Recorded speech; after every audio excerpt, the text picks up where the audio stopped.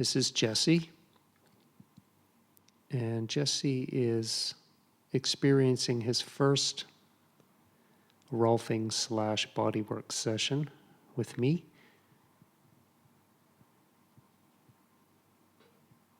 I usually start with the spine,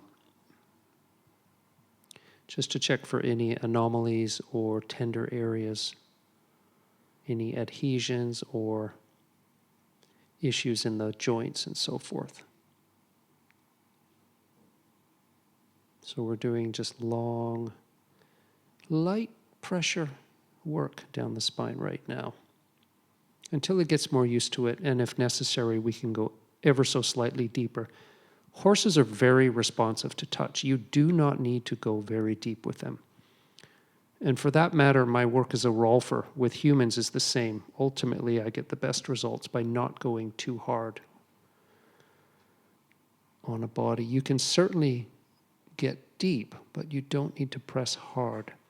And I find it's the same for horses. Ironically enough, even though they are quite large animals, you would think that you have to work really hard on them, and you actually don't, from my experience.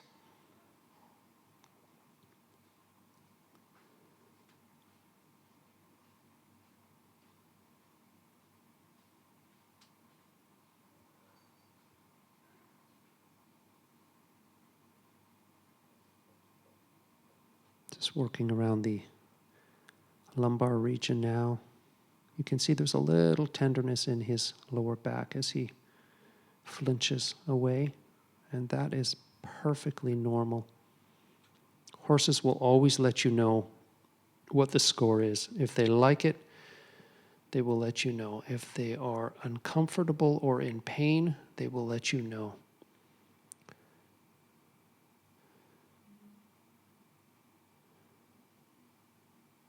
This is why I think change happens very quickly with horses, because they're so direct. They inherently and instinctively want to be well because their survival depends on it. Even though they are quote unquote domesticated to a degree, they're still wild animals, and they still are hardwired like a wild animal.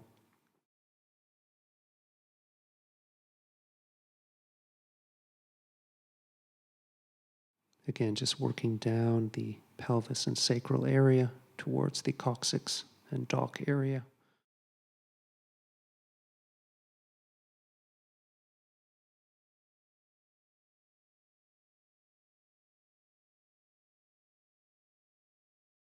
And then I always like to work from the spine out around the girth along the rib cage.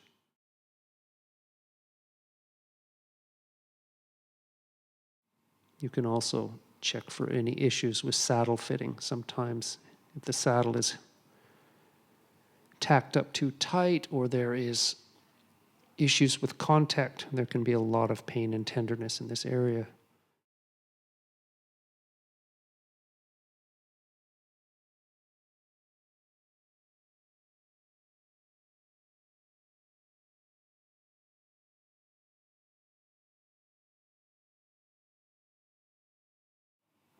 And again, this is an abbreviated session that I am sharing with you, so I would spend time on both sides, regardless of whether there is issues on one side only or not.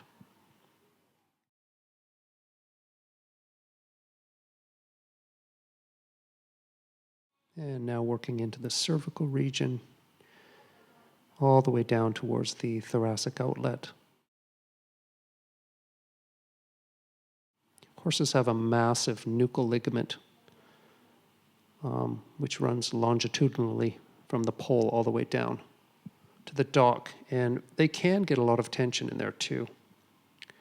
You'll see this in jumping and reining horses a lot into the shoulder complex. There can be a lot of thick tension and scar tissue built up in here, which is going to ultimately impede the gait. But he is loving it. Look at that lovely face.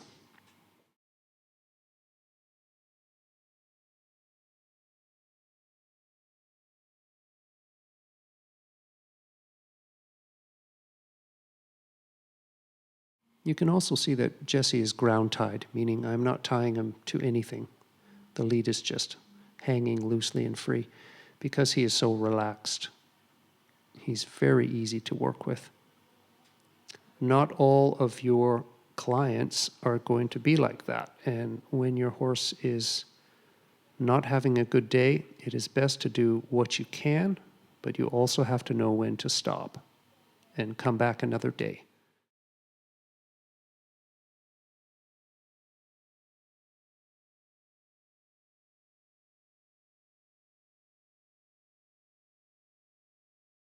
I always try to work with what's available in a horse on any given day. Checking into the cervicals now, sensing and feeling for any tension or imbalances in the joints. I do often do low velocity adjustments with the horse, but I do find when I've done enough soft tissue work, I don't need to do much of an adjustment for them because the soft tissue is already prepared and relaxed, that the bones just replace themselves.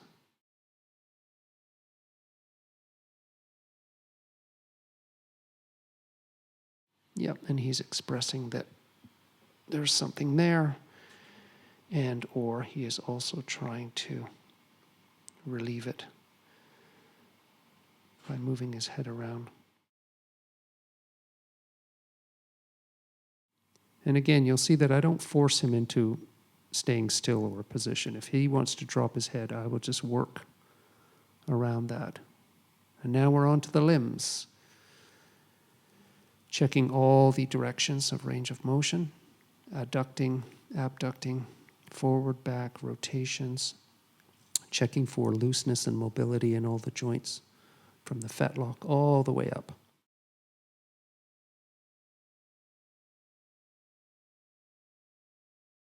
Always working all sides, regardless of if there's only one injury on one side or an imbalance, I'll still address the other side as well. And because Jesse has been in the off season for some months now, he hasn't had to gallop, canter, or trot.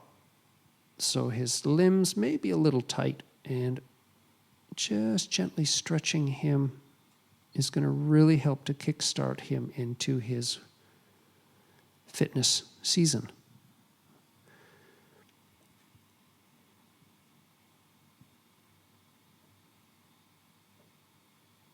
Here's another angle showing how I work with the limbs, and again, just rotating every joint, testing for looseness and mobility. And they really like this because how often does a horse have somebody take a limb off of its supporting structural duties? It can be enough to set that structure into more relaxation. Here's a really nice forelimb stretch, getting a really nice stretch into the latissimus area as well. He's happy. Coming into the hindquarters now, we're going to do a rotation of the pelvis. You can see how high we can hike that leg up and get a really nice stretch in there too.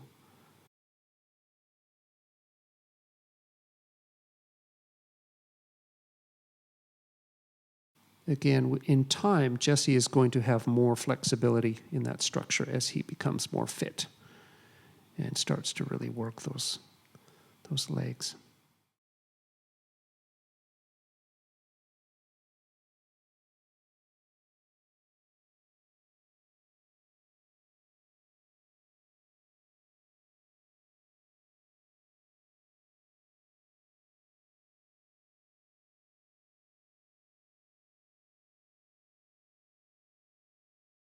And you can see I always place the legs down gently so that the horse has a positive experience.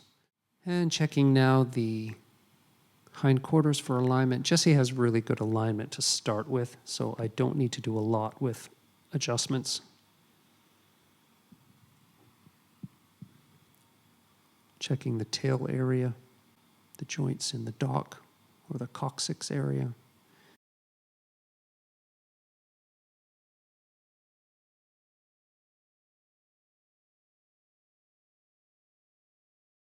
Horses can hold a lot of tension in their pelvis, just like people, and it can be represented in the tail as well. So a nice tail pull at the end is really good too, just to extract those lower joints.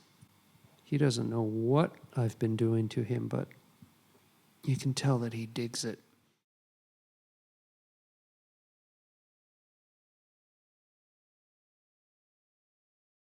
You see, I'm also desensitizing. I stroke him. I never pat a horse. Horses do not like to be patted. They like to be stroked.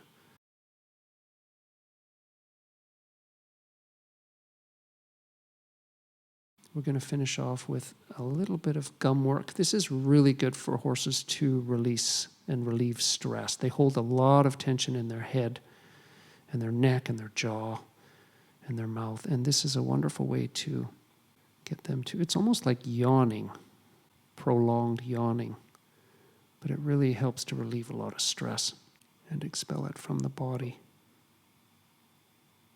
Remember too, when you're working with horses, they're extremely sensitive to energy and to their environment. So when you enter into their field, it's important to be in the right state of mind that you can connect with the animal and start to create a safe bond with them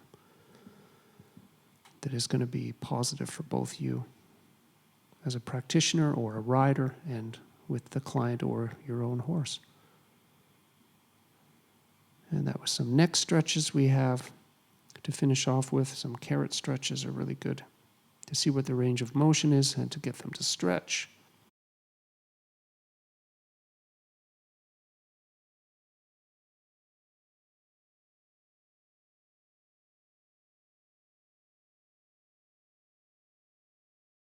And again, I like to finish off with a lengthening stretch for the neck. You'll see the next one coming up is quite good. You just hold the support on the shoulder there to keep them from walking forward, and they will reach out for that carrot and add that lovely extension into the neck. What a beauty. Not me, the horse. I don't normally recommend training after a session. You need to give them some time.